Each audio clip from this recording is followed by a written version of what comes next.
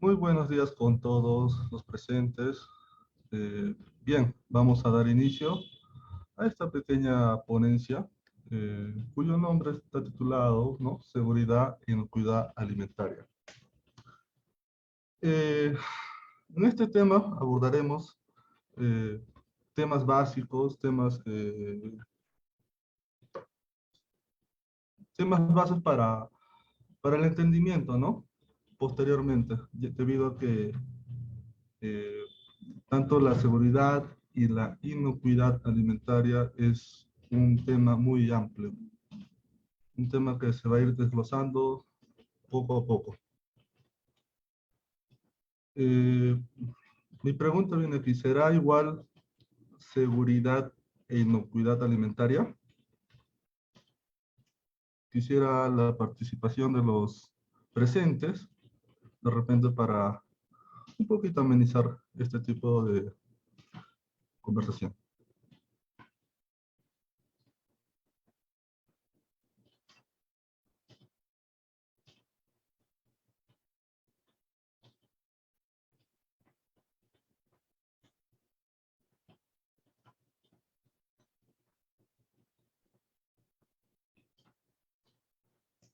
Creo que no hay nadie. Bueno, vamos a seguir avanzando. Sí, se ve bravo, no me tengo por eso. A ver, por favor, los que están con Siento. micros, ¿Qué marca es? Lenovo. ¿Lemon? Lenovo. Todas las HP están más caras. Sí, por está más favor, cara que... los que estén con micros encendidos, por favor, apagarlos. Bien, seguiremos un poquito más adelante e iré preguntando a ver si los participantes se animan a un poco comentar sobre este tema, ¿no? Seguridad e inocuidad alimentaria. Mi nombre es Jesús Lavado. De 8 a 5. Bien, empecemos. Entonces, ¿Es almuerzo o qué es? inocuidad alimentaria. ¿Qué es la inocuidad alimentaria? Voy a hacer una recarga de 20. De acuerdo con el Código Alimentario, la inocuidad alimentaria viene a ser un Oye, ¿cómo conjunto. hago? Se me fue. ¿Cómo hago para hacer, poner en silencio? Señorita Coralí, Micro. por favor, desactivar sus audífonos, el audio, por favor. Bien, como decía, inocuidad alimentaria. ¿Qué es la inocuidad alimentaria? La inocuidad alimentaria, de acuerdo al Código Alimentario, viene a ser un conjunto de condiciones y medidas necesarias durante la producción, el almacenamiento, la distribución y preparación de los alimentos para asegurar su consumo. Así pues, la inocuidad de los alimentos abarca todos los eslabones de la cadena alimentaria, es decir, durante el proceso de la elaboración, sea un producto elaborado o sea tal un producto como materia prima. Me explico, por ejemplo, puede ser desde una leche como materia prima, ¿no? Extraída de la vaca, o también puede ser un yogur, ¿no? Que pasa por todo un proceso hasta lograr el producto final. ¿Para qué? Para nosotros obtener un alimento que no nos cause eh, ningún riesgo a poder contraer alguna enfermedad. En otras palabras, inocuidad es sinónimo de ser algo inofensivo, ¿no? ¿Qué más? Inocuidad se puede decir que viene a ser la garantía de un alimento que no causará daño al consumidor, debido a que éste sea preparado o ingerido de acuerdo con el uso al cual se destine. Los alimentos como tal, sean preparados, sean extraídos como materia prima, son principal fuente de exposición a agentes patógenos, ¿no? También como agentes químicos o agentes biológicos. Más adelante iremos detallando con respecto a esto. Por ejemplo, en este último caso, los agentes biológicos,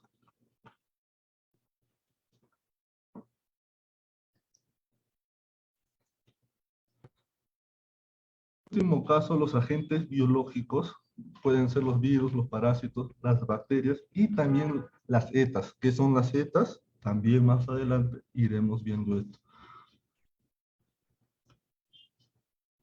Cuando estos alimentos tienden a ser contaminados a niveles muy superiores de los permitidos, tienden a representar un grave riesgo sustancial para nuestra salud, es decir, tiende a ser algo nocivo. Y también a su vez representa grandes pérdidas económicas. Es por ello que la inocuidad también es parte de la salud pública.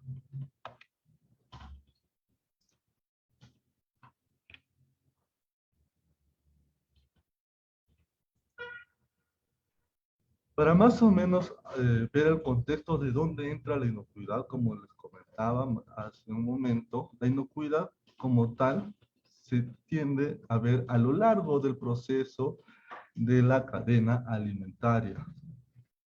Como podemos observar, al lado derecho, vemos, por ejemplo, la extracción de materia prima, ¿no? Por ejemplo, de la vaca o de la, tenemos también eh, las tierras para poder, donde se cosechan, donde se producen los alimentos y luego se tienen a cosechar. También tenemos un barco que representa, ¿no? A toda la ganadería marina, por así decirlo, la pesca marina, perdón. Posteriormente podemos ver que estos productos como materia prima tienden a ser elaborados, pasando por lo que es el procesamiento. Luego de ahí, después de haber el producto haber sido elaborado, pasa a ser a lo que es la cadena de distribución. Es ahí donde se empieza a subdividir la distribución como tal. Por ejemplo, tenemos acá la vaquita, esta vaquita, por ejemplo, que nos puede dar la leche, ¿no? Esta leche puede ser transformada en sus derivados, queso, yogures, manjar blancos, etcétera, etcétera.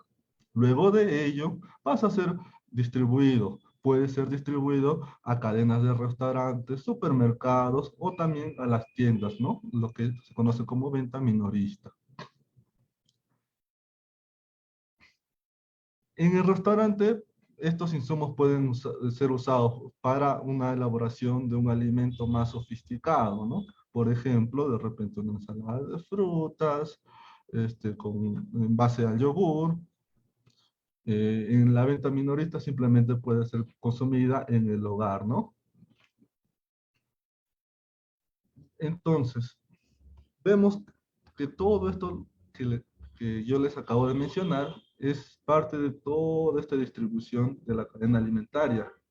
Entonces, en cada proceso siempre va a haber un riesgo. ¿Por qué? Porque el hombre constantemente va a estar en contacto, es decir, va a estar manipulando estos alimentos. Y al manipular esto representa un debido o va a estar en una situación de riesgo. Entonces, ¿qué hacemos para prevenir que nuestros alimentos se contaminen? Para prevenir, como se dice, ¿no? Es importante tener que cumplir dentro de toda esta cadena las famosas BPM, BPF, BPH. ¿Qué son BPM? ¿Qué son BPF? ¿Qué son BPA? Son normas que nos ayudan a tratar de que si nosotros la cumplimos como tal, hacemos que nuestros alimentos sean inofensivos. BPA, por ejemplo, son las buenas prácticas de almacenamiento. Por ejemplo, en la distribución, después del procesamiento de un alimento procesado, ¿dónde lo almacenemos? ¿Bajo qué condiciones? Ejemplo, por ejemplo, estábamos hablando del yogur, ¿no? A partir de la leche. Llegamos en la cadena, bueno, llegamos a la parte de la distribución. Esto se almacena. ¿Bajo qué condiciones este yogur debe estar almacenado? De repente debe estar en un refrigerado, ¿no? Más o menos a 8 grados centígrados aproximadamente, de repente, o un poco menos, va a depender. Entonces, eso es cumplir con unas buenas prácticas de almacenamiento. Otro, también tener las instalaciones adecuadas dentro de las buenas prácticas de almacenamiento, ¿no? Por mencionar, de repente tenemos un cuarto de refrigeración para poder almacenar nuestros productos. Otro ejemplo, de repente no, estamos en la industria pesquera, también hay que tener lo que es una cadena de frío, por así decirlo, ¿no? Productos congelados. no solo como los pescados, sino también como los mariscos. Buenas prácticas de bueno, eso es lo que es buenas prácticas de almacenamiento, buenas prácticas de manipulación. También, más que nada, concierne a la persona que que va a manipular el alimento. Entonces, ¿qué medidas debe tomar esta frente al alimento específico que va a manipular? Es decir, de repente esta persona debe eh, poseer, si está trabajando dentro de una industria, ¿no? Por así decirlo, está trabajando, nuevamente, el caso del yogur. ¿Cómo debe estar vestida esta persona? De repente está con botas, está con una mascarilla, está con una cofia, con esa... ¿Para qué? Para prevenir. De repente, ¿por qué la cofia? Porque de repente se le pueda caer algún tipo de cabello, y este cabello puede caer en el producto, es decir, en el yogur, ¿no? La mascarilla, ¿por qué? La mascarilla porque nosotros como personas botamos aerosoles, es decir, botamos agentes también biológicos. Cuando el solo hecho de estar hablando, estamos transmitiendo aerosoles. Entonces, dentro de esos aerosoles también hay ciertas microorganismos que puedan representar un posible riesgo al momento de elaborar el yogur. Es por ello la mascarilla. Ahora, la indumentaria también, ¿de qué color debe ser? Entonces, todo ello también conlleva, se puede encontrar en las BPM, buenas prácticas de manipulación, buenas prácticas de fabricación, lo que es la BPF, las BPH, buenas prácticas de higiene. En algunos casos utilizan las PGH también, los principios generales de higiene. Entonces, como vemos, eh, dentro de toda esta cadena alimentaria o esta cadena de procesamiento, podemos notar, ¿no?, que existen eh, ciertas normas para poder prevenir que nuestro alimento al final, como producto final, ¿no?, sea totalmente inocuo, sea totalmente inofensivo. Entonces, eh, para ello vemos que existen tres tipos de peligros, en la cual nuestros alimentos no están exentos de poder contaminarse. Peligros que pueden riesgo. Y para ello vamos a ver qué peligros son, ¿no? Entonces, al hablar de inocuidad, necesariamente tenemos que estar hablando de los eh, peligros a los cuales están expuestos cada tipo de alimentos.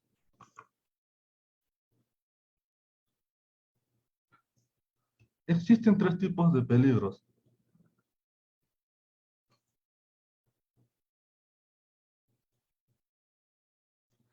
Existen tres tipos de peligros, ¿no? Peligro físico, peligro químico y peligro biológico. En primer lugar, el peligro físico como tal re- son aquellos que están representados por los objetos extraños, fragmentos de repente no deseados, que puedan causar una lesión o daño al consumidor. Por ejemplo, en las panaderías, a veces cuando uno suele comprar pan, a veces se encuentra en el mismo producto, en el mismo pan, se encuentran con restos de cabello que posiblemente puedan haber, pueda haber caído ahí cuando en plena etapa de elaboración del producto. Lo mismo pasa con otros. Entonces, de repente encontramos, no sé, se me ocurre, por ejemplo, acá podemos ver, no sé, algunos tornillos, o de repente también en la área de almacenamiento, ¿no? Encontrar de repente una botella quebrada, estás en un almacén de gaseosas, se reventó una gaseosa, por así decir, se quebró, y el personal de ahí no, de alguna manera, no lo guardó como debía, ¿no? No lo retiró como debía. Entonces, es un peligro expuesto para que otro operario dentro de ese almacén pueda contraer alguna lesión. Lo mismo pasa. Ahora bien, en los peligros químicos, se puede dar por contaminación directa de los alimentos, por sustancias químicas, sustancias prohibidas en concentraciones altas. Por ejemplo, y aquí vamos a detallar un poquito más, en la imagen de abajo podemos ver lo que es el cloro, que es un uso frecuente para la desinfección de superficies y desinfección también de alimentos como tal. Si nosotros no tratamos debidamente, también podemos, ¿no? Eh, contaminar este alimento. Otros productos también dentro de la industria.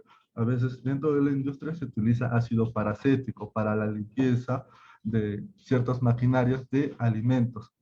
Entonces, también está el hecho de repente de no almacenar o no tener un espacio exclusivo para estos también agentes desinfectantes representan un peligro para una contaminación, ¿no? Entonces hay que tener en cuenta eso. Podemos utilizar detergentes alcalinos, soda cáustica para hacer limpieza y sanitización dentro de la industria alimentaria, pero siempre y cuando con las medidas, eh, con los requerimientos técnicos que también te puedan pedir, ¿no? Siempre hay fichas técnicas para nosotros hacer el uso debido de estos agentes. Y por último, pasamos a lo que es el peligro biológico. El peligro biológico, más que nada, hace referencia a aquellos pequeños microorganismos que están dentro de una superficie, ¿no? Microorganismos eh, que pueden ser causantes de cierta patogenicidad. ¿A qué hago referencia con patogenicidad? Que, que pueden ser causantes de ciertas enfermedades. Ojo, no solo ellos, también presencias de micotoxinas como los virus. Un caso frecuente que se da no solo en la industria, sino también en la misma ganadería, en el rubro de ganado vacuno. Por ejemplo, está eh, la encefalopatía espongiforme bovina. Esto más que nada sucedió en Norte de América, para ser específico en Canadá, en los años 2000 más o menos. Se detectaron que ciertas vacas empezaron a tener un comportamiento muy extraño. Cuando se le hicieron, se las sacrificaron, vieron, ¿no? Que estas poseían un virus llamado, bueno, sus objetos causantes era justamente un virus, eran priones, que son virus o proteínas mutadas. Entonces, estos productos, o bueno, estas vacas, al ser sacrificadas, ya no son aptos para el consumo humano. ¿Por qué? Porque representan un peligro para la persona ante su ingesta, claro está. Entonces, no puede estar habilitado, bueno, no puede ser consumido este tipo de carnes. Entonces, vemos que todo esto es, según la OMS, lo clasifica así, ¿no? Y la Organización Panamericana de Salud, dentro de lo que es alimentos, se clasifica en estos tres tipos. Peligros físicos, peligros químicos y peligros biológicos.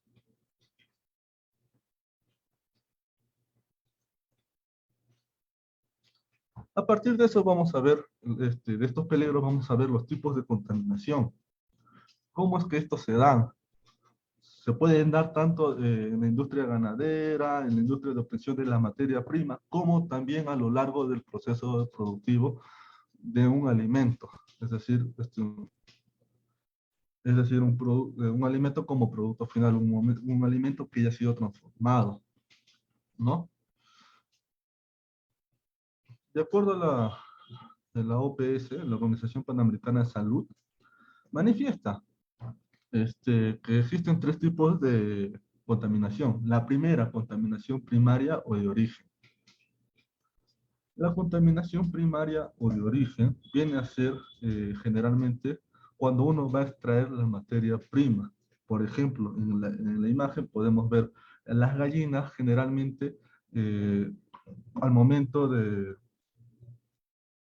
eclosionar, perdón, al momento de que el huevo salga de la gallina, estas salen por el mismo conducto o por el mismo orificio donde las mismas gallinas tienden a defecar. Entonces, eh, dentro de su organismo, el huevo está expuesto a que estos microorganismos contraigan, ¿no? Dentro de la superficie externa del huevo, estos pequeños agentes microbianos, ¿no? Es decir, estos huevos pueden salir con cierta carga microbiana que posteriormente, ante una mala manipulación, pueda contraer ciertas enfermedades. Otro ejemplo de este tipo puede ser también, por ejemplo, en la extracción de la vaca. Cuando uno extrae la leche de la ubre de la vaca, esta no está, pues, eh, bueno, no está así, por así decirlo, limpia, ¿no? Sino está siempre expuesta a ciertos insectos, generalmente las moscas. Y estas moscas están como un vector dentro de la ubre. Vector la cual dentro de las moscas también contraen ciertos microorganismos. Y al estar en contacto con la ubre de la vaca, simplemente eh, este, van a contagiar o van a hacer que proliferen todos estos microorganismos dentro de la ubre. Y al momento de que el manipulador empiece a, a sacar la leche, simplemente la leche también puede contaminarse con estos microorganismos, ¿no? Entonces, esto más que nada la contaminación primaria o de origen. La contaminación directa, bueno, la contaminación directa no es más que eh, cuando un manipulador de alimentos o cuando una persona está en casa, está de repente tal vez, eh, no está en condiciones de poder manipular, ¿no? Está bajo una enfermedad infectocontagiosa. Eh, es por ello que dentro de la industria, cuando una persona está manipulando alimentos y esta está enferma, lo más pertinente es retirarla dentro del proceso. De repente darle un día libre, ¿no? Hasta que se pueda recuperar. Otro también requisito dentro de la industria también es que te piden un certificado o una ficha de salubridad para que para saber si la persona contrae algún tipo de enfermedad al momento de cuando uno quiere ir a trabajar o hay una oferta laboral, simplemente como requisito, no digo en todas, pero en ciertas industrias siempre te piden, ¿no? Tu certificado de salud. Entonces, esta imagen es lo que representa la contaminación directa. Otra contaminación directa también puede ser entre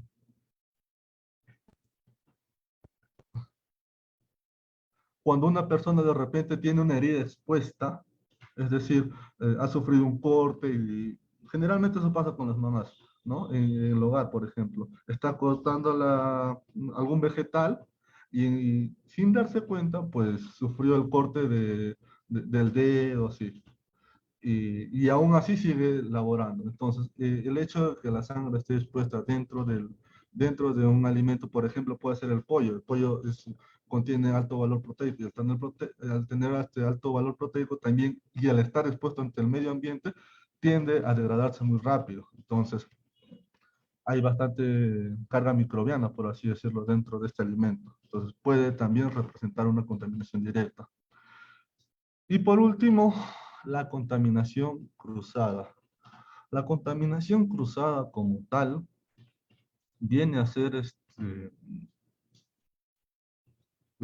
bueno, esto se da casi siempre cuando un alimento, eh, ¿no? En el cual nosotros manipulamos, digamos, tiene cierta, también nuevamente, ¿no? Cierta carga microbiana y va a contaminar a otro tipo de alimento, de repente que no está tan expuesto a a estos agentes contaminantes.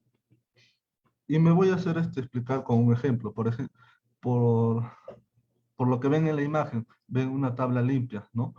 Eh, y esto casi siempre pasa en el hogar.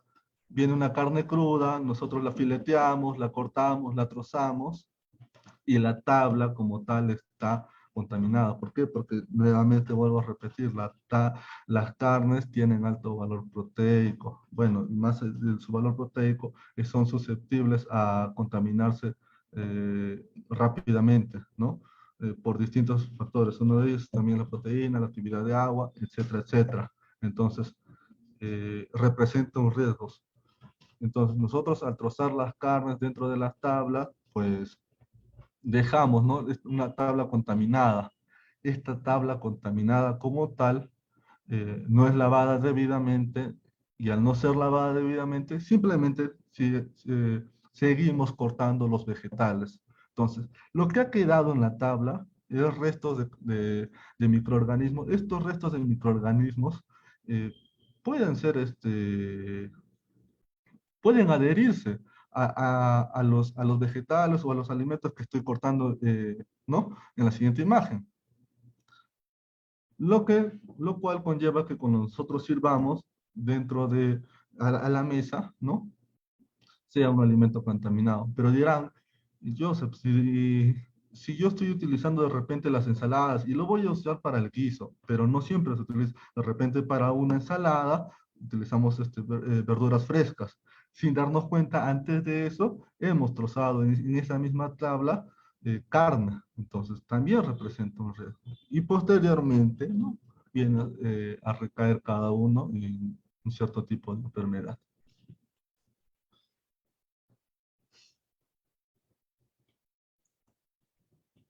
Bueno, para hablar de más que nada de estos peligros biológicos, tenemos que hablar de las setas. Las setas, ¿qué vienen a ser las setas? Las setas vienen a ser enfermedades de transmisión alimentaria. ¿Cómo así? Que los alimentos también se pueden contaminar. Sí, ya hemos visto, ya la contaminación cruzada es un claro ejemplo, y acá también podemos ver eh, en la imagen de medio, podemos ver una persona que está manipulando una carne. Es digamos, el ejemplo más frecuente que se tiende a dar, no solo en el hogar, sino también en los restaurantes, en lugares donde expenden comidas también. Entonces, siempre hay que tener en cuenta ello. ¿Qué viene a ser? La contaminación de los alimentos con la actividad de agua puede producirse durante la elaboración, manipulación, conservación, el transporte, la distribución, la comercialización y o expendio de estos mismos, ¿no? Haciendo referencia a los alimentos.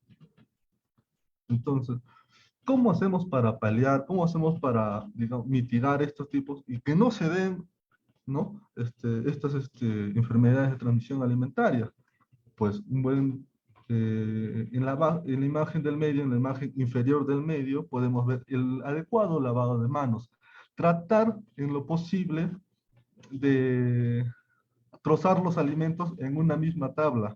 Es más, hasta existen tablas de colores donde cada uno clasifica para un tipo de alimento, se clasifica para un tipo de alimento. Entonces hay que tener en cuenta ello. Otra cosa también para prevenir estas setas, eh, el grado de cocción del alimento debe ser muy por encima de los 70 grados centígrados, ¿no? 70 grados Celsius. La zona de peligro donde generalmente inciden estos microorganismos en los alimentos, la temperatura donde inciden estos alimentos es de 5 grados a 60 grados. Tranquilamente estos microorganismos pueden vivir ahí. Entonces hay que tener muy en cuenta ello. También un adecuado lavado, si es posible desinfectado de los alimentos, también para evitar las setas. Entonces sigamos hablando un poquito más de las setas. Las setas se clasifican en dos grupos, ¿no? Las primeras, las cuales te pueden causar infecciones alimentarias, y las segundas, que te pueden causar intoxicaciones alimentarias, que es muy distinto. Las infecciones alimentarias, diferencia entre infección e intoxicación. De infección siempre tiende a verse por un conjunto determinado de bacterias dentro de nuestro organismo, en el cual se va a hacer presente mediante los síntomas, ¿no?, que nos representen. Por ejemplo, eh, hay bacterias, hay virus, hay hongos, ¿no?, y ciertos parásitos que puedan estar dentro de nuestro organismo y que posteriormente, en una cantidad determinada, estas se puedan ir expresando mediante los síntomas. La intoxicación alimentaria, por el contrario, viene a ser bacterias, pero que poseen toxinas. ¿Cómo así toxinas? Las toxinas como tales, por ejemplo, un claro, a ver, me explico con un ejemplo. El Clostridium botulinum es una bacteria que posee estas toxinas, que poseen toxinas, la, la toxina botulínica, ¿no? Como tal. Entonces, hay algunas bacterias que se clasifican así, que tienen estas toxinas y que después estas toxinas son liberadas en nuestro organismo y nos puede causar intoxicaciones a tal punto de poder causarnos la muerte. Ha habido muchos casos a lo largo de la historia de intoxicaciones alimentarias, y esto por no tratar debidamente a los alimentos.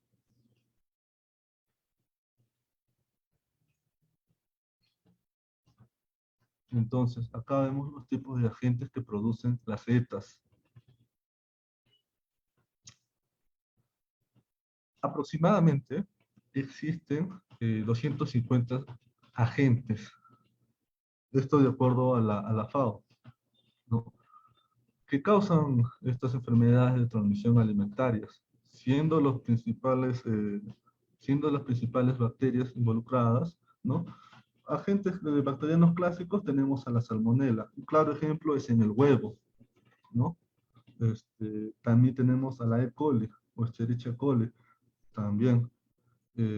Tenemos, por ejemplo, agentes bacterianos como el Clostridium SPP, no Clostridium botulinum. Ese es otro ejemplo. Por favor, apagar sus micrófonos. Por favor. Listo. Y así también, el Bacillus cereus, por ejemplo, es uno de los de agentes bacterianos más clásicos. En el otro cuadro podemos apreciar, ¿no? El Bacillus cereus tiene una etapa de incubación de 8 a 16 horas. ¿Y en qué alimentos podemos encontrar este Bacillus cereus si manipulamos de una forma incorrecta estos alimentos? Podemos encontrarlos en alimentos como en cereales, las salsas, albóndigas, ¿no?, vegetales cocidos. ¿Qué nos puede causar este Bacillus cereus dentro de nuestro organismo? Diarrea, dolor abdominal y náuseas. Así también tenemos, bueno, hace un momento hablé del Clostridium botulinum, el causante del botulismo. Este agente generalmente se encuentra en los productos enlatados, ¿no? Debido a la oxidación de estos. Este Clostridium posee la toxina, como les digo, botulínica. Una vez diseminada esta toxina, nada nos puede salvar.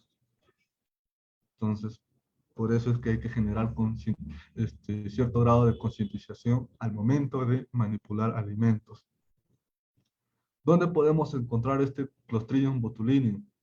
Por ejemplo, ya le mencioné, en los productos alimentos, generalmente en conservas, productos enlatados, productos, por ejemplo, como las conservas de duraznos, conservas de pescados, ¿no? También, ¿qué es lo que nos puede causar este Clostridium? Primero los síntomas: visión doble, una visión borrosa, los párpados caídos, una dificultad para poder expresarse, una dificultad para poder deglutir el alimento, poder respirar. También debilidad muscular, y termina todo esto en una parálisis. Entonces, hay que tener mucho cuidado al momento de manipular estos tipos de alimentos. Otra bacteria que no quiero dejar pasar y que les quiero mencionar, y que es muy usual encontrar en alimentos, es el Clostridium perfringens. Este Clostridium perfringens generalmente se encuentran en las carnes. Es por ello que les comentaba, ¿no? Sobre la contaminación cruzada. Al momento de trozar una carne hay que tener mucho cuidado, hay que tener que lavar esta tabla. Este Clostridium perfringens se puede encontrar en carnes como el pollo, carne de res, etcétera, etcétera. También en salsas y alimentos precocidos. ¿Qué te puede causar este Clostridium perfringens si uno, bueno, dentro de nuestro organismo? Te puede causar ciertas inflamaciones graves, necrosis, llegando a una necrosis dentro del intestino. La listeria monocitógenes eh, viene a ser un agente bacteriano emergente. Es decir, puede aparecer de un momento a otro, por así decirlo.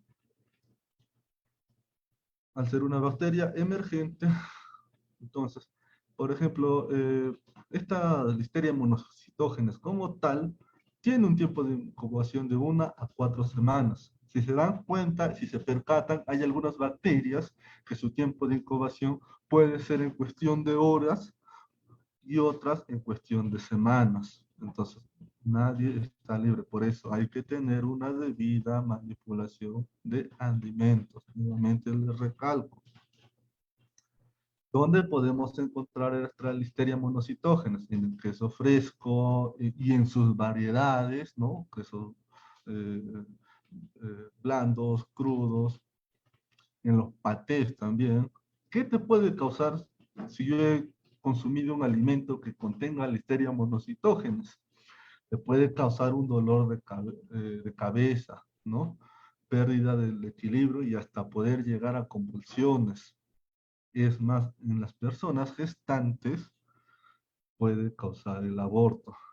Entonces, nuevamente, hay que tener cuidado con esto. En lo que es la salmonela, ¿no? La salmonela también es una bacteria frecuente, una bacteria que tiene mucha incidencia dentro de los alimentos, cuyo tiempo de incubación más o menos tiene alrededor de 12 a 72 horas. ¿Dónde podemos encontrar esta salmonela? En las carnes crudas, en el pavo, en los huevos, ¿no? Esta salmonela, también conocida como salmonela típica, te puede causar la salmonelosis como tal, una enfermedad muy grave, ¿no? ¿Qué te puede causar esta salmonelosis? La hemorragia, perforación intestinal hasta llegar a la postración.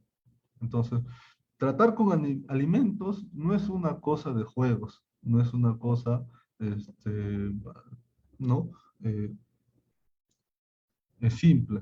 Hay que tener el debido cuidado. Y así como estas bacterias les he mencionado, ¿no? Hay bacterias como el Staphylococcus aureus, que también está dentro de las bacterias que poseen toxina. Este Staphylococcus aureus posee la toxina estafilocócica. Hay que tener mucho cuidado. Una vez que la toxina está dentro de nuestro organismo, nada nos puede curar. Y así como ellas hay varias, ¿no? El vibrio, la yersiniosis, bueno, los hongos, en caso de hongos hay micotoxinas, lo que son las ciclosporas, ¿no? Y el otro más representativo es el Cryptosporidium. Entonces, hay que tener en cuenta. Ahora, ¿dónde encontramos estas micotoxinas? Generalmente se encuentra en las frutas, en las ensaladas, así como les he mencionado alimentos como carnes, les he mencionado alimentos como huevos, ¿no? En las ensaladas también encontramos estas micotoxinas. Por ejemplo, los vegetales no debidamente lavados, ¿no? Eh, ¿Qué te puede causar la ciclospora? Te puede causar calambres o dolores estomacales. Entonces hay que tener. ¿Qué te puede causar el Cryptosporidium? Te puede causar diarrea acuosa profusa, un dolor abdominal, es decir, constantemente vas a estar, ¿no? Te va a inducir ¿cómo se llama? A ir constantemente al baño, los vómitos y las fiebres, entonces hay que tener mucho cuidado con esto.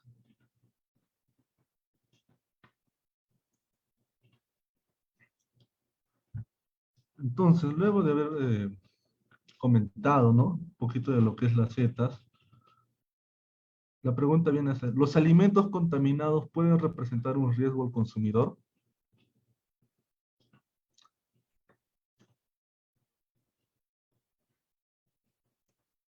Como ya hemos visto, y como ya les he mencionado, ¿no? Diapositiva tras diapositiva, eh, estas setas efectivamente sí pueden representar un riesgo, ¿no?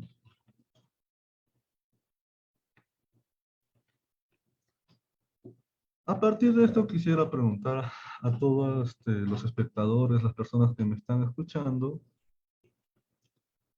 ¿qué está mal en la imagen? Después de haberles expuesto todos estos temas, ¿qué está mal en esta imagen? Quisiera la participación de algunos de los invitados para que me diga qué está mal en esta imagen. Eh, Señor, muy buenas. Creo que una de las cosas que podemos observar todos es que, por ejemplo, el niño mayor está tosiendo, si no me equivoco, dentro de los alimentos, entonces ya está contaminando y cualquier persona que pueda coger esos alimentos o querer comerlos ya estaría contaminada, ¿no?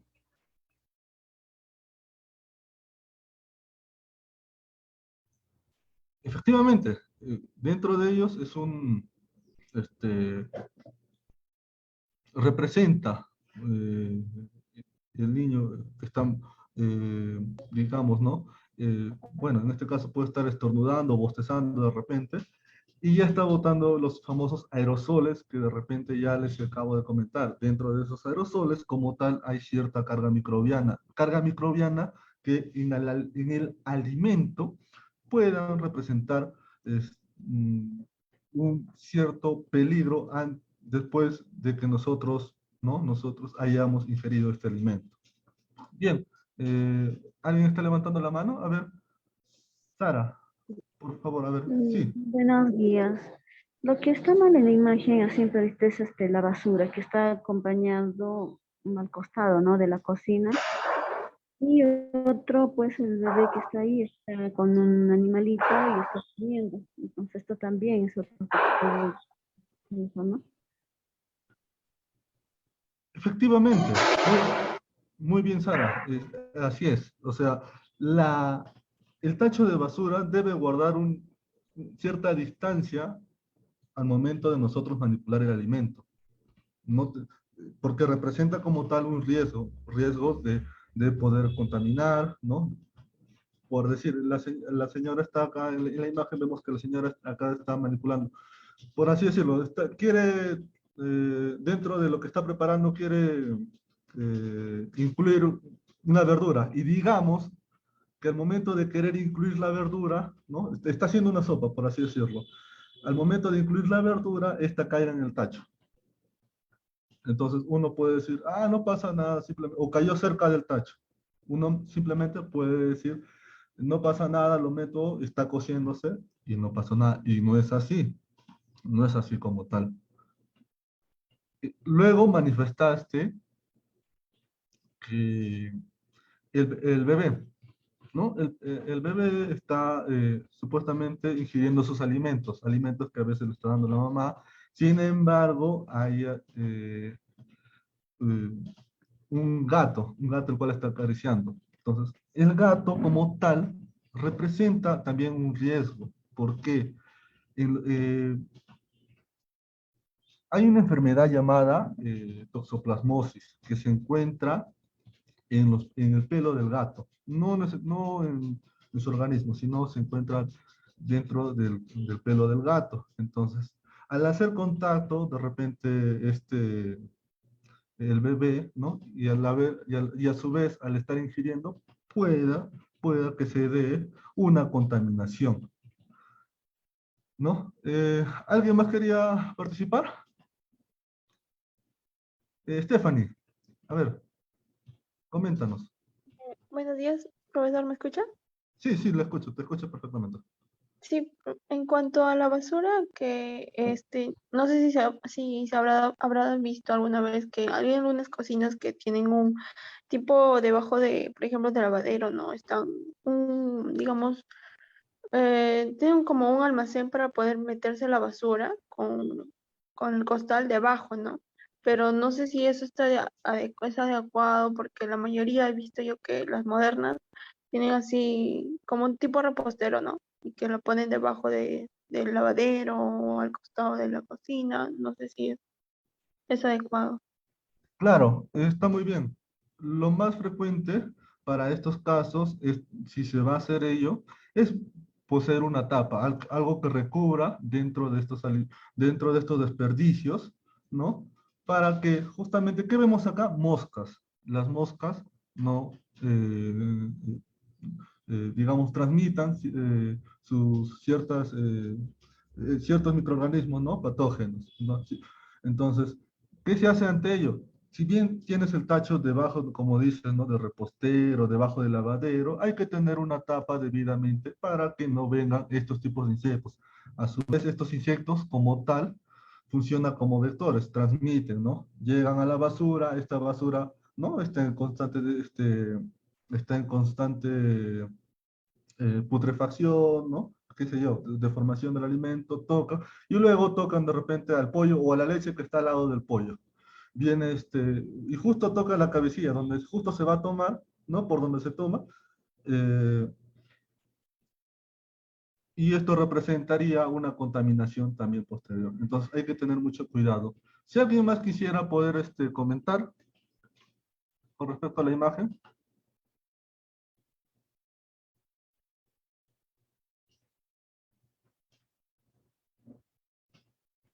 Stephanie Garrido. Sí, Disculpe, coméntanos. buenos días. Bueno, en la imagen puedo ver que la mamá está probando la comida con la misma cuchara que está cocinando, ¿no? Y me pongo a pensar qué tal la mamá tiene gripe. Bueno, pienso de que pasaría las bacterias hacia Stephanie, la comida. Ujú, eso sería todo. Disculpe. no te logro escuchar.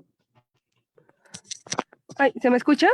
Ahora sí, muy bien. Ah, ya, disculpen. No, Buenos no se días. preocupe. Buenos Ah, ya. días. Yo estoy viendo que la mamá con la misma cuchara que está cocinando está probando la comida y esa misma cuchara creo que es la que está cocinando y no me parece bien porque sus mismas bacterias de la boca están pasando a la comida. Muy bien. En Ujú. efecto, el hecho de nosotros manipular un alimento y dentro de la cocción de un alimento como tal, representa un riesgo el hecho de probar la comida a través del mismo cucharón constantemente. Y eso no solo pasa eh, al momento de cocer, también pasa al momento de elaborar salsas, ¿no? Cremas. Uno utiliza la licuadora y fíjate si ya está bien de sal o qué le falta, ese famoso tema. Y agarramos una cuchara y probamos. Que hasta ahí está bien. El detalle es cuando vuelves a reutilizar esa misma cuchara, ¿no? En ese momento. Generalmente esto no se hace. Generalmente, si se va a utilizar cucharones para remover, ¿no? La olla o, no sé, preparas una crema dentro de la licuadora, utiliza y luego retírala. O si no, simplemente haces caer eh, en, en tu mano, podría ser de repente en la parte de la muñeca, pero siempre y cuando tiendas a estar desinfectado. O sea, hay que tener concientización. Si tú vas a utilizar, está bien, ok, pero no lo vuelvas a reutilizar. Sí. Lo que más frecuente pasa es lo segundo que yo estoy comentando, ¿no? Simplemente prueban y nuevamente con esa misma olla que han probado, están manipulando el alimento, están cocinando el alimento. Entonces, eso también representa un riesgo. Ahora bien, ya para seguir avanzando, también vemos en el repostero, en la parte superior, vemos que también hay un cierto desorden, ¿no? Por ejemplo, un alimento bajo otro alimento, y eso también es algo que pasa frecuentemente. Y ahí, por ejemplo, uno de los casos más típicos, donde se da también la contaminación cruzada, es cuando uno almacena en su refrigeradora. Estoy seguro, no me van a dejar mentir, que por ejemplo almacenan el pollo y al lado del pollo están las verduras. O está el queso y al lado de los quesos están las frutas. Entonces, hay que tener mucho, muy en cuenta ello, ¿no? Tratar de distribuir equitativamente y también, ¿no? Concienzudamente al momento de nosotros guardar los alimentos, sea en el repostero, sea en la refrigeradora o en cualquier otro recipiente. Bien, pasemos a otra diapositiva. Que bueno, me alegro que estén eh, entendiendo ello. Bueno, Katia, Gabriela, Quispe. Katia, sí, a ver, coméntanos.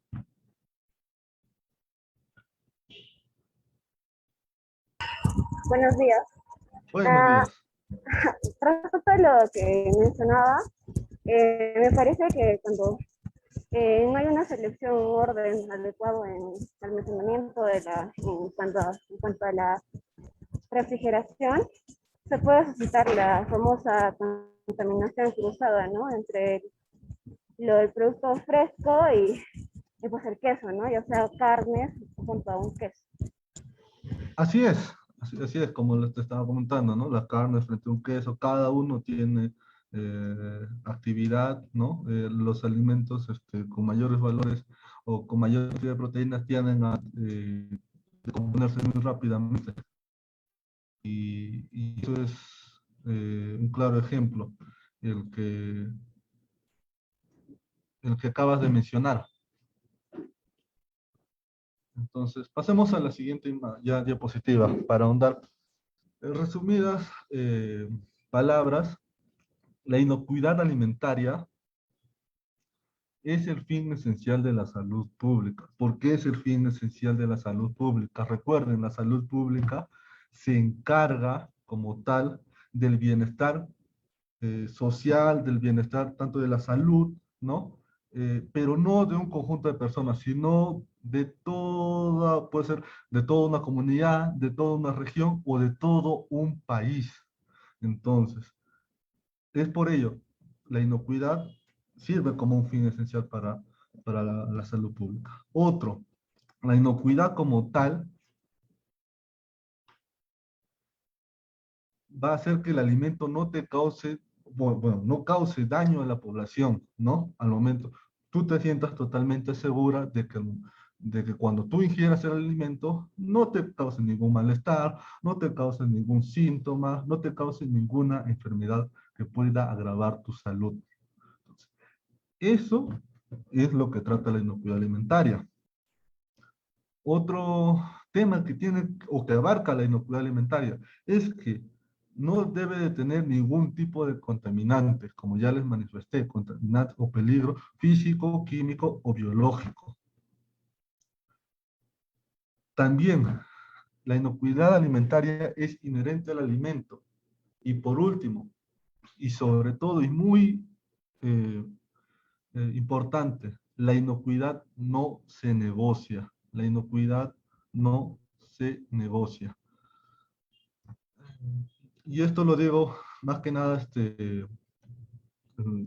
para la industria, ¿no? Cuando uno quiere de repente hacer o aplicar un sistema de gestión, a veces hay, o cuando uno quiere sacar un producto final y a veces por economizar costos, quiere reducir aditivos, quiere reducir algunos insumos, y esto atenta contra la inocuidad como tal, entonces esto afecta al consumidor. Por eso, nuevamente, la inocuidad como tal no tiene por qué negociarse. Lo que sí se negocia puede ser la calidad, que también es otro tema muy amplio del cual se puede hablar, ¿no?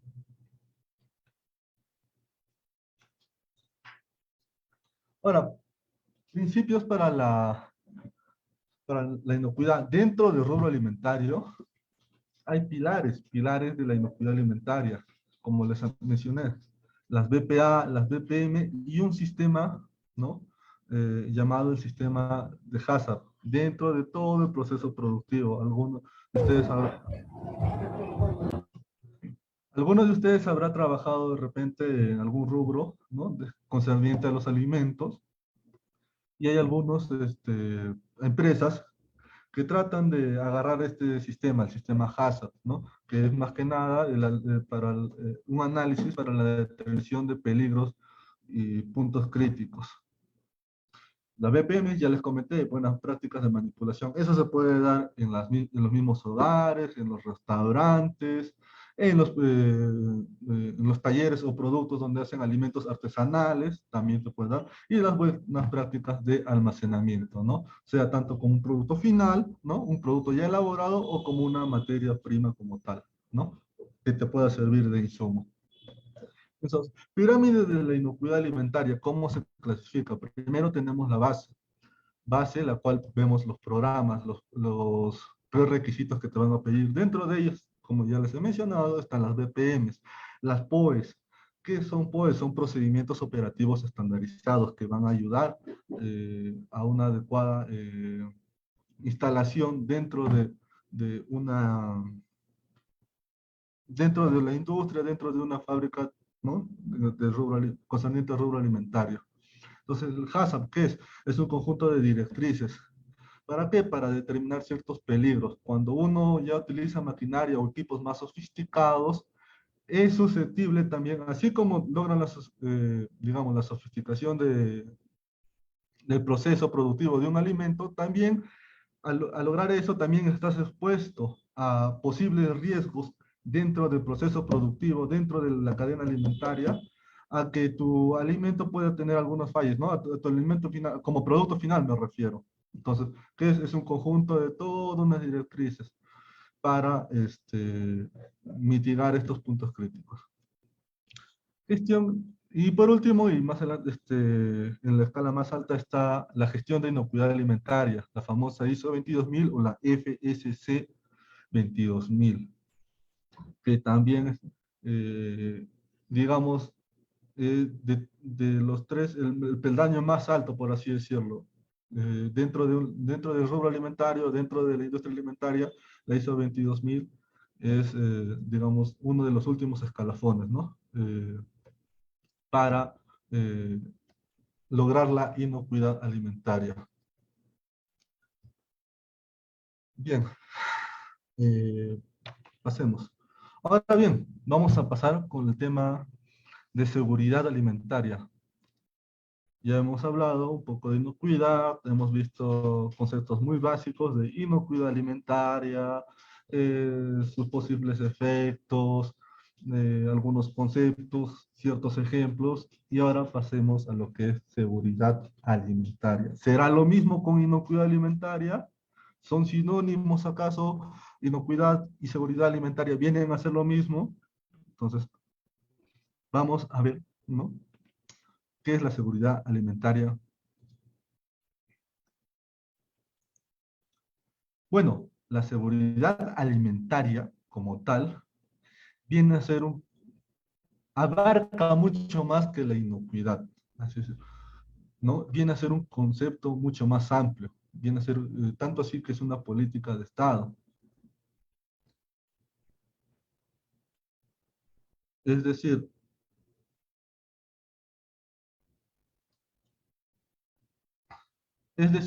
significa otorgar alimentos a la población y que éstas no te causen daño. Otra cosa, también hay que tener dentro de la seguridad alimentaria, abarca la disponibilidad suficiente de alimentos. Es decir, por ejemplo, nos basamos, disponibilidad. El año pasado estuvimos en tiempo de pandemia. Algunos alimentos empezaron a subir, de precio me refiero, empezaron a subir de precio. ¿Por qué? Por la escasez. Es decir, no había mucha disponibilidad de ciertos alimentos, ¿no? Entonces, también eso abarca la seguridad alimentaria. Por ejemplo, una empresa no podría darte seguridad alimentaria, pero sí te puede otorgar inocuidad. Es decir, que el producto que salga de la fábrica, el producto final, sea totalmente inofensivo cuando tú lo consumas. Pero como tal, no te puede dar seguridad alimentaria, ¿no? Entonces, ¿cómo definimos seguridad alimentaria? La seguridad alimentaria se puede definir como el bienestar general de las personas la accesibilidad de toda persona a que tenga los alimentos en cualquier momento. Además, corresponde, y es un tema por parte del Estado, a que a través de programas sociales evalúe el estado nutricional en distintas poblaciones de edad, ¿no? En las personas. Entonces, uno de los pilares, como ya indirectamente les estoy diciendo, uno de los pilares de la seguridad alimentaria es la disponibilidad de alimento. ¿Sí? Y otro de los pilares también importante es la accesibilidad de estos alimentos. Yo puedo tener, en mi país puede existir alimentos disponibles, por así decirlo, ¿no? Puede haber, no sé, pongamos ejemplo, puede haber zanahoria, puede haber papa. Hay alimentos así, pero serán accesibles a otras partes o a otras regiones de nuestro departamento. Es decir, estas zanahorias, estas papas, podrán llegar de repente a zonas totalmente alejadas de nuestro país. Entonces, eso también es un pilar de la seguridad alimentaria. Es decir, no basta con tener disponibilidad, sino también que ese alimento también llegue a tu casa. Por eso es que hablamos de la distribución de todos los alimentos. Y es importante, como tal, como lo recalcabas, o bueno, lo recalco nuevamente, es como tal una política de Estado, que los alimentos lleguen a nuestros hogares. Entonces, acá vemos lo que es seguridad alimentaria. Pilares, la disponibilidad física de los alimentos. Ya les comenté, ¿no? Por ejemplo, alguien de ustedes me puede decir, no sé, en años anteriores, que algún alimento haya escaseado, que algún alimento de repente haya, no sé, por un determinado tiempo, de repente ha subido el precio y solamente había, no sé, una cantidad mínima de alimentos. El limón, profesor.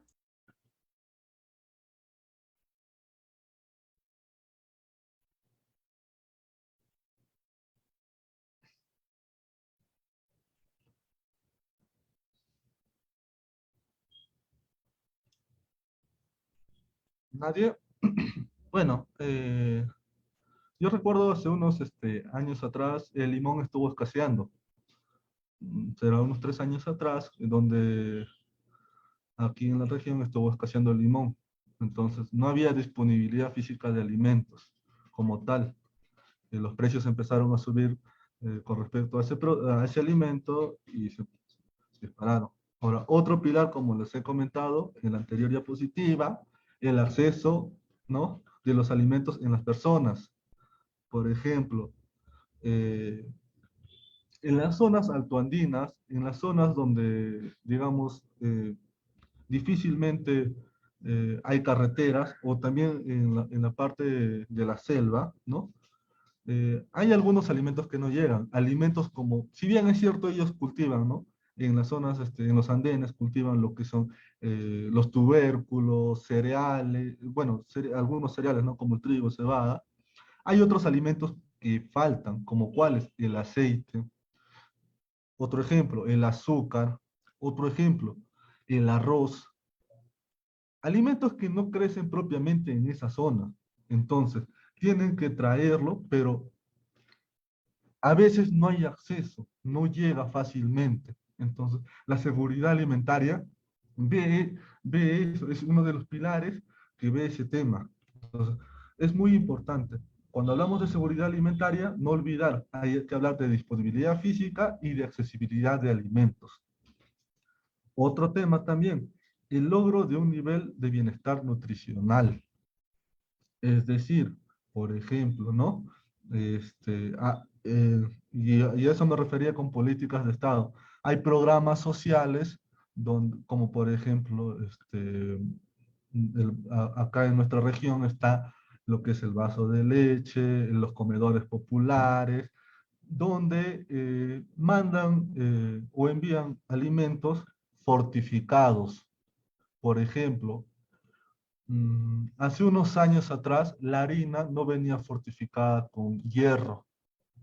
Hoy por hoy existe una norma en la cual toda harina que va a ser vendida dentro del mercado, tiene que, como requisito se les pide que esta tiene que ser fortificada con hierro. ¿Y esto para qué?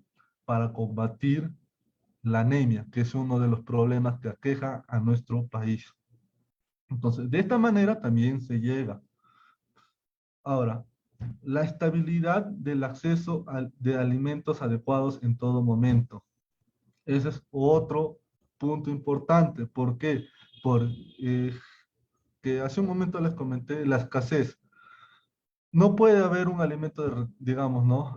Por ejemplo, un alimento de consumo masivo, un alimento básico, como el arroz, como el azúcar, que cada cierto tiempo hay y otra parte del tiempo simplemente está escaseando. Eso genera inestabilidad. Entonces, este, hay que tomar en cuenta esos puntos, ¿no?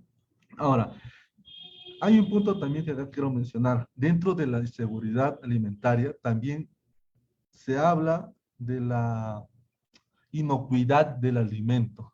Es por eso, o sea, la seguridad alimentaria como tal abarca lo que ya es la inocuidad alimentaria. Es entonces, por eso que decíamos en la anterior diapositiva, seguridad alimentaria es un término más amplio, es un término que abarca mucho más.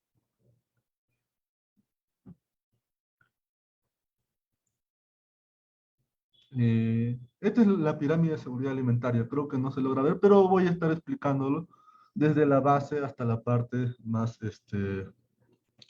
superior, ¿no? Primero vemos el escalafón. Eh, en la base siempre va, dentro de toda industria alimentaria, lo primero que se va a hacer es una capacitación al personal. ¿Para qué? Para lograr la concientización de que al momento de nosotros elaborar un producto, esta debe ser totalmente inofensiva, ¿no? Entonces, se les capacita, se, se también tiene que ver un poco el tema de trazabilidad, ¿no? Es decir, eh, digamos, ¿no? La materia prima, la cual va a ser transformada, cómo está llegando y ver qué puntos, ¿no? De esta materia prima va a pasar durante el proceso de la cadena alimentaria. Y eso a través, bueno, y eso se logra ver a través de la codificación de los productos, ¿no? Vamos a identificar, hay un entrenamiento propio del personal. Luego pasamos la sanitización o limpieza, ¿no? Lo que es higiene, que también involucra las buenas prácticas de manufactura. Dentro de la higiene vemos las PGH, los principios generales de higiene, o las buenas prácticas de higiene como tal. Posteriormente, en el tercer nivel, vemos, ¿no? Lo que es las buenas prácticas de manufactura, ¿no? Ahí vamos a ver los PPRO, los requisitos preoperativos, los controles preventivos que se pueden dar a lo largo del proceso donde se va a transformar el alimento. Y luego de eso vemos el siguiente nivel, ¿no?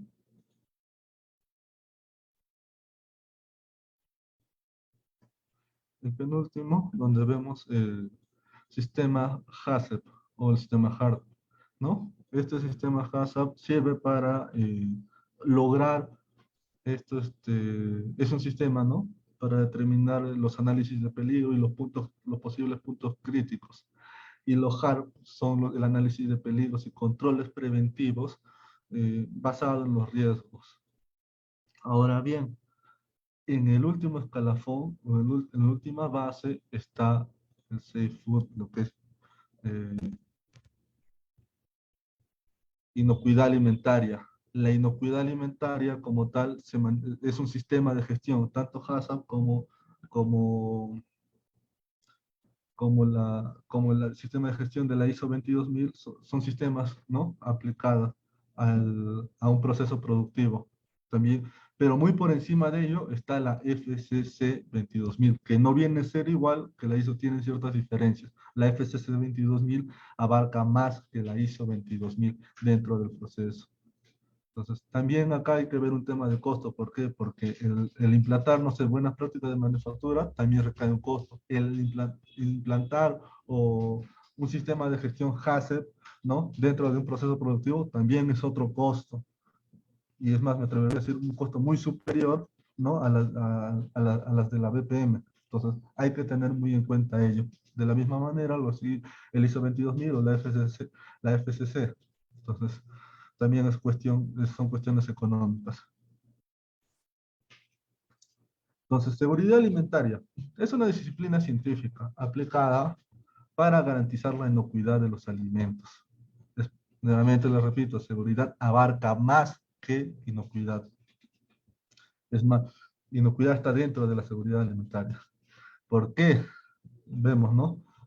Vemos acá eh, la seguridad alimentaria como tal asegura durante qué proceso: la elaboración, almacenamiento, transporte, la recepción, la manipulación de los alimentos y la exposición y venta de estos alimentos, sea como materia prima o como producto final. Muy aparte de ello, la seguridad alimentaria también abarca la recepción de materia prima, es decir, desde el primer momento que yo voy a extraer, puede ser en la chacra o en otra área, ¿no? Donde voy a extraer mi materia prima, por decir un vegetal, también eso ve la seguridad alimentaria.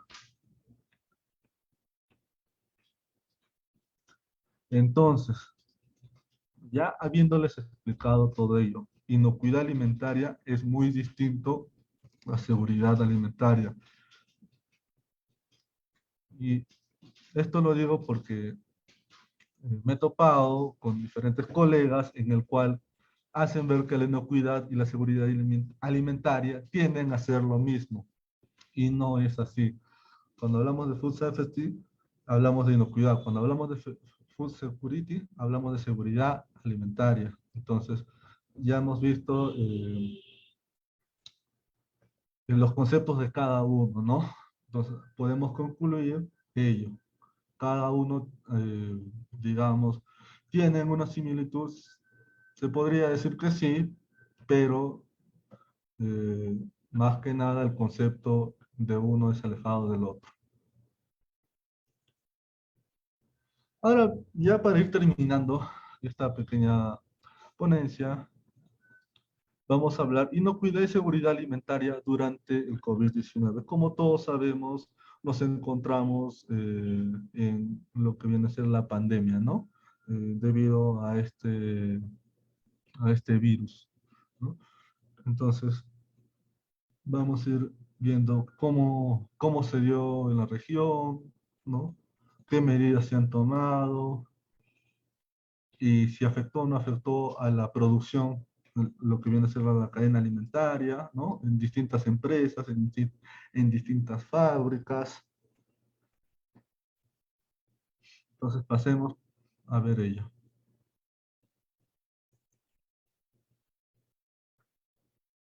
Más o menos esto de brote COVID, eh, eh, brote de COVID, bueno, un artículo manifiesta así, ¿no? El brote de COVID-19 asociado con el aire acondicionado en un restaurante de Guangzhou, China, en el año 2020. En resumen nos manifiesta, ¿no?, que más o menos del 26 de enero al 10 de febrero del 2020 hubo un brote de la nueva enfermedad por coronavirus, ¿no? Esto a partir, bueno, el coronavirus 2019. Esto se dio en un restaurante, ¿no?, debido al aire acondicionado, donde, donde, donde involucró a 3 grupos de familia.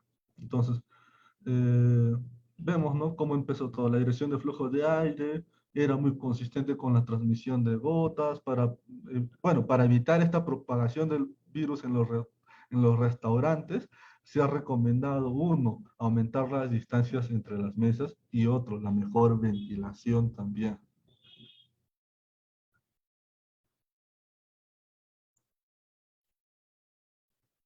Entonces, estas son las medidas que se han ido adoptando. Luego de propagarse por toda, ¿no?, por todo China, empezaron a diseminarse en distintas en distintos países, en distintas regiones, llegando acá también a nuestro país. Entonces, vemos como 4 grandes medidas que se han venido tomando por parte del Estado. En primer lugar, el distanciamiento, ¿no?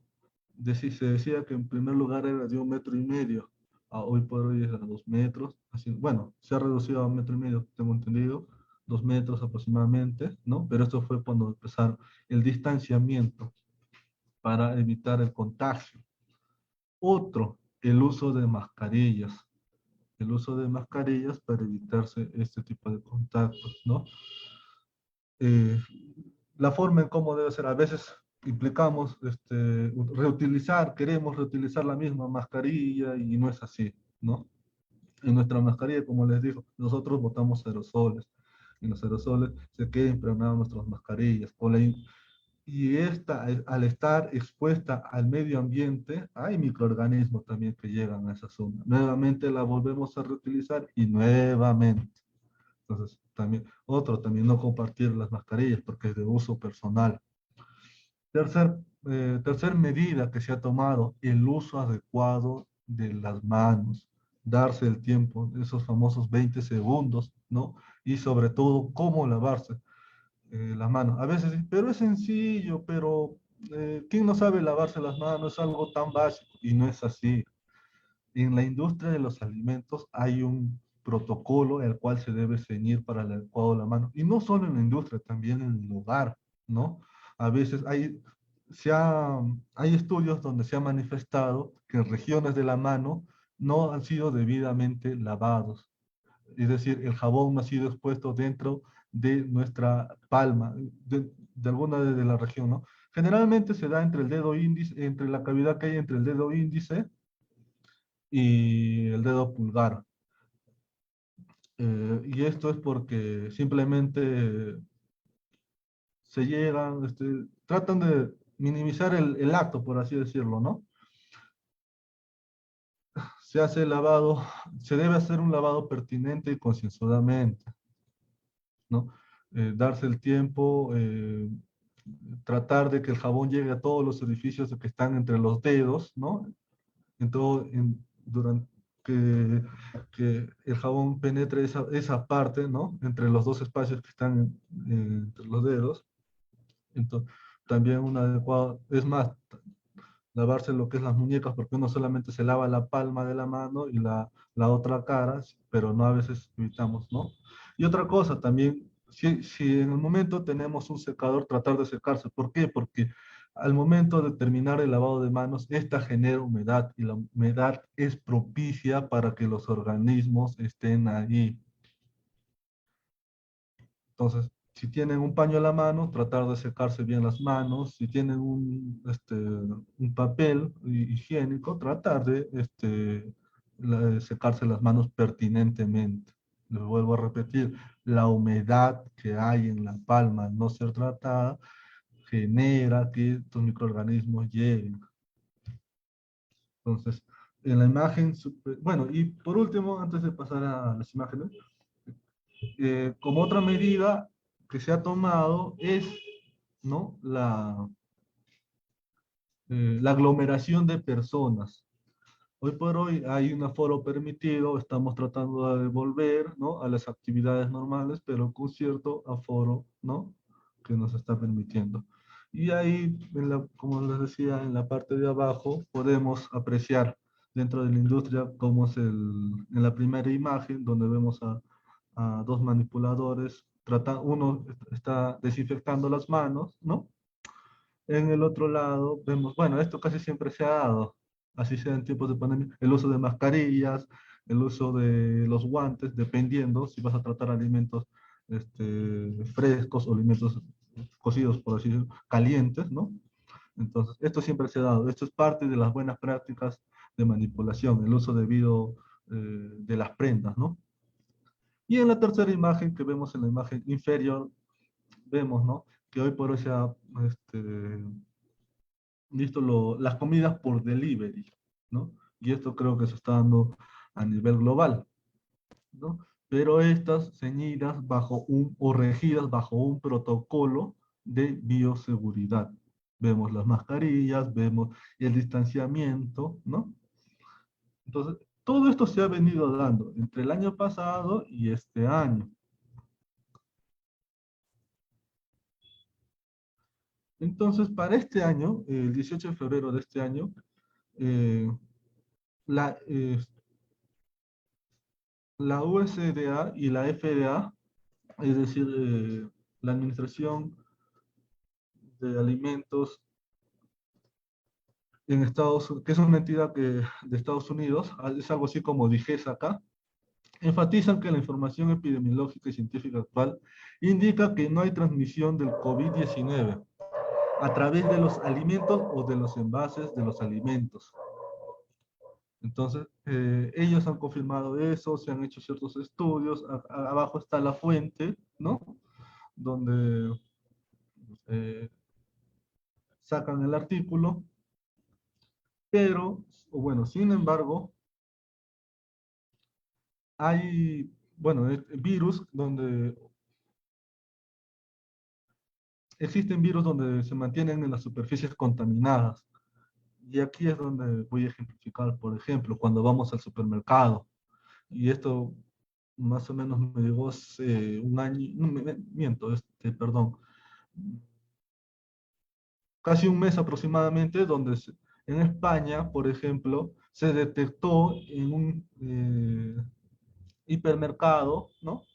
La presencia del coronavirus en la parte donde se expendían las carnes, en esas latas grandes, donde, ¿no? Cuando uno va a un supermercado, ve las carnes expuestas, entonces han encontrado restos ahí.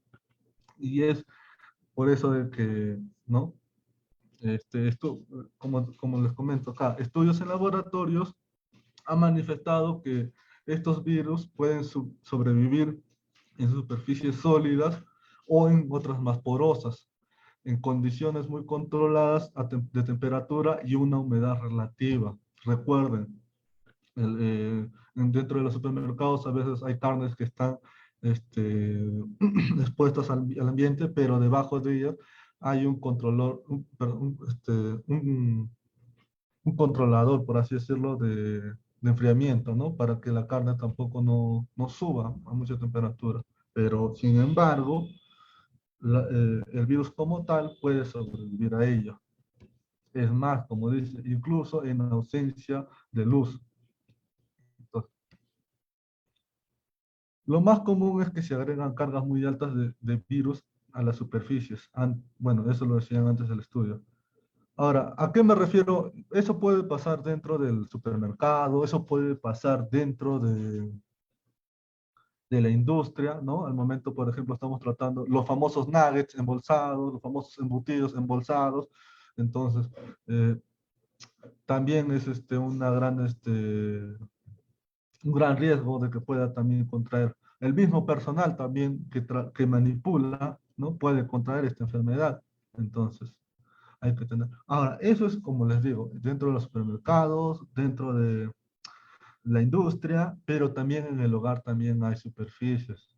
Las mismas mesas donde ustedes manipulan los alimentos, en el mismo lugar donde uno va a lavar estos alimentos. Esa es una superficie. La mesa que tú estás utilizando es una superficie. Entonces hay que tener en cuenta ello. Para eso, un debido desinfectado. Entonces, más o menos, poniéndonos en contexto, eh, dentro del rubro alimentario, ¿no? Eh, ha habido un riesgo, ¿no? Por ejemplo, en primer lugar, cuando empezó la pandemia, lo primero que hubo, escasez o especulación. Los costos empezaron a ser inestables. Algunos días subían, algunos empezaron a bajar, ¿no? Entonces, eso es lo que devino. Es más, cuando empezó a ver lo que era la cuarentena, a comienzos de la cuarentena, los supermercados se abarrotaron llenos de gente, eso contrae una demanda y al haber una demanda se empezó a elevar los precios, ¿no? Entonces también. Otro punto, corten el suministro de la materia prima. ¿Por qué? Porque de repente el productor, el agricultor podría ser infectado, también contrae el riesgo de poder enfermarse. Entonces, esa es una forma de repente de cortar. ¿Por qué? Porque ya no produce como tal. Si no está el productor, el agricultor, ¿quién te va? Si se enferma, ¿quién más va a producir? Cierre temporal de operarios. Esto pasa en las fábricas. Cierre temporal. Basta que uno se enferme, hace que dos o tres personas empiecen a enfermarse nuevamente. Entonces, eso es lo que empezó a, digamos, la producción empieza a bajar, la producción como tal empieza a reducirse. Entonces, hay que, se tomaron muchas medidas con respecto a ello, ¿no? Em, Cambio en preferencia de consumo. Eso también dependiendo de la demanda. Por ejemplo, un día subía el pollo o al revés, ¿no? Y pongamos como ejemplo el pollo que haya subido, está muy elevado el precio, compramos pescado de repente o compramos carne de res. Un día subió, no sé, pues el arroz, no sabes qué, esta vez con papa nada más. Compramos lo que es el tubérculo, la papa, ¿no? Y problemas de liquidez, esto sí también, ¿no? Lo que es, acá hubo varios despidos masivos dentro de la industria, justamente por este temor y porque eh, dentro de los primeros meses de pandemia no se sabía qué medidas tomarse. Retos de la industria de los alimentos. Hoy por hoy, el recurso más valioso dentro de la industria de los alimentos es el personal. ¿Por qué? Porque si el personal se enferma, no se enferma solo una persona, se enferman dos, tres personas, y no solo ello, tener que buscar un personal específico para una área de proceso, para un área de proceso, en estos tiempos se hace más tedioso. Otro punto, proteger su salud y reducir los riesgos de diseminación del virus. A partir de esto se han tomado medidas protocolares de bioseguridad. Todos se ciñen a ciertos protocolos que deben ser regidos al momento de ingresar dentro de la fábrica, ¿no? Cómo vestirse, de repente hay un área de desinfección total dentro del alimento. También la medida de temperatura, también dentro del personal, también fue una medida, ¿no? Protocolar. Otro de los retos, bueno, otro de los retos que se tienen dentro de la industria de los alimentos es evitar el contagio entre el personal. Eso es algo que yo he manifestado. Más aún en estos tiempos que nos sentimos seguros cuando ya nos hemos vacunado, ¿no? Y eso es algo que tenemos que tomar con pinzas porque no debemos descuidarnos. Las vacunas como tal te ofrecen una garantía permanente, pero tiene un límite, tiene un cierto tiempo. Entonces, hay que tener muy en cuenta ello. Y también de que, ¿no? Tú puedes estar vacunado, puedes haber contraído este coronavirus, esta enfermedad. Si tú ya estás vacunado, no puede ser un riesgo mortal, pero te expones a que puedas contagiar a otras personas, personas que de repente todavía no se hayan contagiado. Entonces, también es una forma, ¿no? De contagio. Mantener las BPM para minimizar el riesgo de contagio. Como les digo, dentro de las buenas prácticas de manufactura, en épocas de pandemia, se han tratado de adecuar, ¿no? Recreando, bueno, creando nuevos protocolos, nuevas medidas de bioseguridad, nuevas formas de repente el distanciamiento entre un personal y otro, ¿no? En algunos casos de repente el uso de facial, dependiendo, ¿no? De uno, cuánto personal tengas dentro de tu industria, otro, qué tipo de industria es, cada industria es un mundo. Y por último, todo ello es para garantizar la inocuidad de los alimentos. Requisitos adicionales para proteger a los empleados. Bueno, dentro de la industria de los alimentos, lo primordial es la limpieza y desinfección, ¿no? De superficies de alto contacto, ¿no? ¿Alguno de los invitados, los que están escuchando esta ponencia, me puede decir qué diferencia hay entre limpieza y desinfección?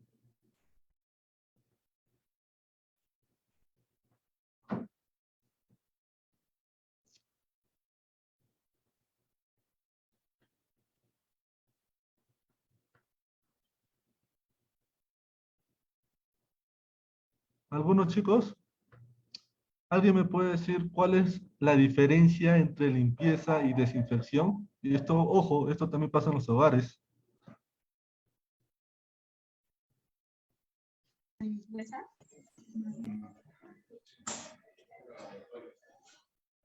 Sí, ¿alguien está hablando? ¿Me podría decir diferencia entre limpieza y desinfección? Profe, la limpieza es algo simple, la desinfección es cuando tú agarras, tratas de hacer que ¿cómo se llama? Ese objeto, ya, esté lo más sanitizado posible, donde no haya microbios ni microorganismos, etcétera, o agentes patógenos que puedan causar daño. Muy bien, te felicito. No sé quién fue, pero ¿cuál es tu nombre? Ormeño, profesor Ormeño, José Ormeño. Listo, muy bien, José Ormeño, efectivamente, ¿no? Lo que es desinfección, dentro de la industria se le conoce como sanitización, porque vas a sanitizar, cuando tú vas a desinfectar los equipos industriales, se le conoce como sanitización. Entonces, pero cuando tú vas a desinfectar materiales pequeños, ¿no? O en el hogar, desinfección. Ahora bien, voy a un poquito a complementar lo que has dicho, José. Limpieza es el retiro de toda partícula extraña en una superficie. Por ejemplo, eh, digamos, ¿no? En una mesa del comedor, en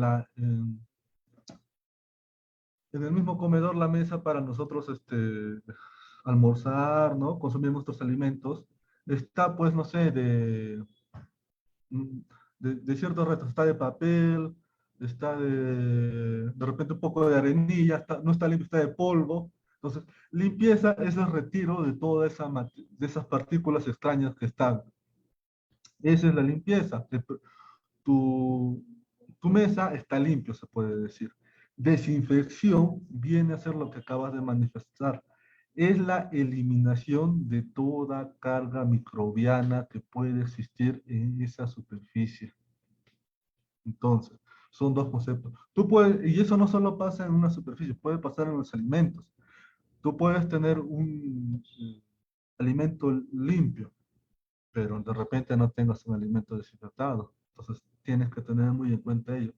¿Qué quiere decir? Por ejemplo, una manzana, la ves bien rojita, de buen aspecto, de buen color, está limpio, acabas de traer del mercado. Tú no sabes cuántas personas han tocado esa manzana, puede estar con carga microbiana, entonces para eso se desinfecta, para eso se tiene el debido adecuado. Eso es desinfección. Entonces, son términos que se complementan, por así decirlo. Entonces, requisitos adicionales para proteger a los empleados. Áreas de uso frecuente fuera de la zona de procesamiento. Por ejemplo, los baños, las cafeterías, las oficinas, los residuos pueden ser orgánicos, inorgánicos, ¿no? ¿no? O reciclables, ¿no? Entonces, hay que tener ello. Hay que tener muy en cuenta ello dentro de la industria. Otro equipo de protección personal. Mascarilla, cubierta o facial. Bueno, se, se tiene que seguir usando lo que es la mascarilla, los guantes, dependiendo de la manipulación. Los insumos para desinfectar los guantes, ¿no? El famoso jabón líquido y el jabón de barra. Yo personalmente recomiendo cuando uno trabaja en industria que sea jabón líquido. ¿Por qué? Porque un jabón de barra puede presentar un riesgo de contraer una contaminación cruzada, ¿no? Entre una persona. ¿Por qué? Porque varios van a manipular. En cambio, el jabón líquido simplemente es un aplicador de toque y vas a tener un contacto directo, ¿no? Con con con este desinfectante, con este agente de limpieza, perdón. A ver. Otros requisitos adicionales para proteger a los empleados dentro del rubro, ¿no? De la industria es, ¿no? Lo que se ha optado es disminuir la densidad, bueno, eh, el aforo, ¿no? De los trabajadores en una planta que están manipulando. Otro, programar trabajos en equipos, es decir, designar. ¿Sabes qué? Tú te vas a encargar dentro de, por ejemplo, ¿no? Recepción, estamos haciendo, no sé, una conserva de durazno, ¿no? Un grupo se va a encargar de recibir la materia prima. Vamos a ver en qué condiciones se encuentra. Otro grupo se va a encargar de inspeccionar si el producto ha tenido un buen escaldado, ¿no? O un buen pasteurizado, ¿no? Y así, otro grupo se va a encargar del almacén. Entonces, más o menos, ya tiene que estar todo esto programado en el tiempo. ¿Para qué? Para que no haya mayor diferencias, para que no haya mayor ¿no? densidad dentro o no haya mayor desorden dentro de la planta, porque a veces hay, no, ¿yo qué hago? No, ¿yo qué hice? Entonces, hay también que tener en cuenta ello. Cambiar al teletrabajo solo si es necesario. ¿Por qué? Porque hay algunos, bueno, hay trabajos remotos, ¿no? Entonces hay que tener muy en cuenta ello. Generalmente esto se ha dado para lo que es en las áreas administrativas, áreas de oficina, ¿no? Otro, instalar barreras físicas y de demarcación de distancia. ¿A qué me refiero con esto? Me refiero a que, por ejemplo, y esto no solo pasa en el rubro alimentario, esto pasa, por ejemplo, en los bancos. Ahora, dentro del piso, antes de ingresar al banco, por ejemplo, se enmarca, ¿no? Con círculos. Y cada uno debe estar en cierto círculo, y entre un círculo y otro hay una distancia en la cual nos va a ayudar, ¿no? A no de repente contraer un contagio. Y eso, de esa misma manera o análogamente, también pasa en la industria. Otro, control del flujo de trabajadores, ¿no? ¿Qué tanto están dinamizando? ¿Qué tanto están, de qué forma están trabajando? Entonces, hay que tener muy en cuenta ello. Requisitos adicionales para proteger a los empleados. Bueno, es un monitoreo constante, ¿no? La medida de temperatura es algo protocolar. Algunos dirán, no, pero ya estamos vacunados, no, pero ya casi está bajando. Y no es así. Por pensar en ello, se está viviendo hasta la tercera ola, ¿no? En algunos países ya están más todavía, están en la cuarta, quinta ola. Entonces, no hay que tener que, o no hay que tener que bajar la guardia ante esta situación. Luego, educación y capacitación. Hay que educar al personal, hay que lograr un grado de liderazgo dentro de ellos. ¿A través de qué? De la comunicación, formándolos así para que ellos puedan, ¿no? Eh, tomar conciencia de que esto no es una cosa de juego, sino que estamos en una época, ¿no? Donde va a depender de nosotros si se vuelve estable o se vuelve crítica, ¿no? Como el año pasado. Entonces, otros también, nuevos procedimientos estandarizados. Y por último, el registro permanente del personal. Hay que, hay que tomar en cuenta ello. Por ejemplo, registro permanente. Tal temperatura. Fulano entró con tal temperatura, tal. Mecano entró con tal temperatura, tal. Entonces, hay que tomar diariamente. ¿Por qué? Porque podemos encontrar una variación de temperatura. De repente, la persona te puede decir, no, yo estoy bien, me siento bien. Pero dentro de los informes, dentro de la información documentaria, simplemente vemos que no dice ello, ¿no? Entonces hay que tomar, y de acuerdo a eso se toman medidas pertinentes. Y bueno, eh, chicos, con esto ya culminamos. Recordar solamente que cada 7 de junio es el Día Mundial de la Inocuidad de los Alimentos. Esto Estos están avalados por la Organización Nacional de las Naciones Unidas para la Alimentación y la Agricultura, lo que viene a ser la FAO, y la Organización Mundial de la Salud, OMS, conjuntamente con otras entidades, la OPS, la Organización Panamericana de Salud, acá también dentro del Ministerio de Salud, y etcétera, etcétera, ¿no? Entonces hay que tener muy en cuenta en ellos. Alimentos inocuos ahora, para un mañana saludable. La inocuidad de los alimentos es un asunto de todos.